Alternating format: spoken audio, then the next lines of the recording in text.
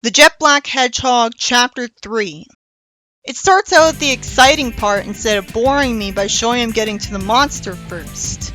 He finds out his attacks don't work, which I can accept because it's a monster, so it can be magical.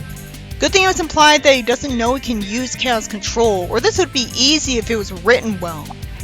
Other than it being a really long time since SA2 was released, and so nobody really remembers it, I don't know why a few people think the term Chaos Control only applies to time freezing, when Shadow said Chaos Control before warping in the final Sonic and Shadow boss fight in Sonic Adventure 2. So it's clearly always been that he didn't have to say it before he could warp. It goes back to a flashback to the arc, and the alien wonders out of nowhere if he doesn't want to keep going and potentially get Maria back. He naturally accused them of joking. I wish it was made clear that he was being sarcastic, because why else would he say that? Does he think something horrible would happen if he used all of the orbs and is trying to discourage him from getting them because of that? Shadow gets threatened by security robots. I thought he was back in time. It's finally lampshaded how much he likes to just stand around when he's in danger, but that doesn't make the problem go away.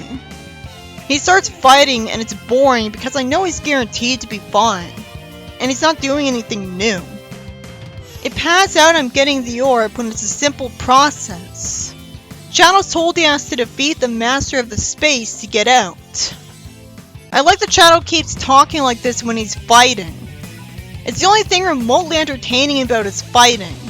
I'd rather the pacing be faster since it's a foregone conclusion he'll get at least 2 of the orbs. He thinks to run around it at super speed. That's all there is to say about that fight. That it looks like he did something that didn't happen in the game at one point. He sees his prototype, so it really is the past. The story stops for a bunch of exposition that amounts to nothing since Shadow finds out that here, for some reason, the life support system of the Bio-Lizard is harder than its body. It turns out Shadow is wrong and the life support system really is its weakness. Then why was he written to say something that was wrong? What a waste of a panel. He's also able to use the orb that was specifically said to be only for wish granting 1 wish after getting 3 of them, as a way to give himself more power than usual. So he uses his chaos power looking cool. Otherwise it's all noise with nothing to talk about. I don't know why Bug-Eye has been talking about him this way. It's great that he shows sympathy saying that it's a poor creature who should be put to rest. But why isn't he being attacked when he says that? Shadow wins by being fast like you'd expect, and gets to go back to where he was before. He lampshades how convenient the wish orb power is, and thinks that it's risky.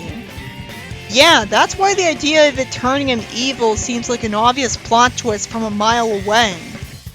Shadow calls out to Maria, and now she can hear him. Why would she think he was hurt? She says she couldn't hear or speak until just now and is blind for some reason. For some reason indeed. What a magical world.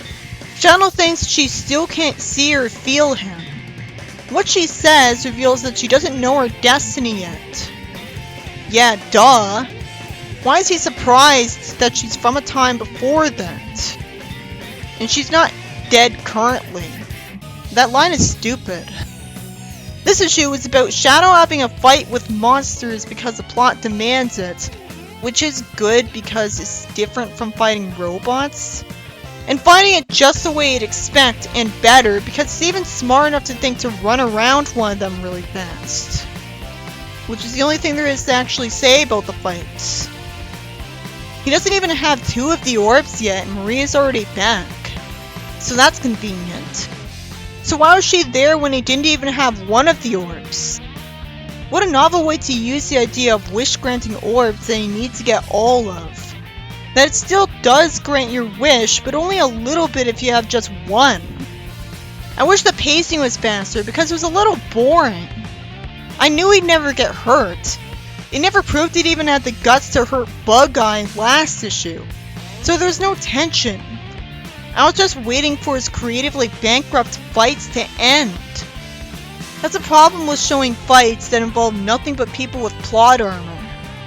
It only had one interesting scene at the end. Oh yeah, another reason I don't care. I have no reason to hate these monsters. But because the boring part was fighting with little talking, I could get through it quickly anyways. So I suppose it was sort of good. It's just that if there's no tension, the fight is pointless and it shouldn't take so long when it's not being interesting to watch. It can't even be interesting to watch most of the time because then it would have to involve Shadow doing stuff he doesn't in the games, which is great occasionally, but it would be weird most of the time. There would have been tension if there were original characters fighting alongside him that you already saw get hurt. If I were to give any more compliments, it'd just be praising for doing what it's supposed to do, instead of making Shadow a completely incompetent moron just to have drama. Basically just saying at least it wasn't enraging.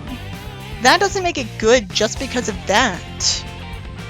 It was average, mediocre,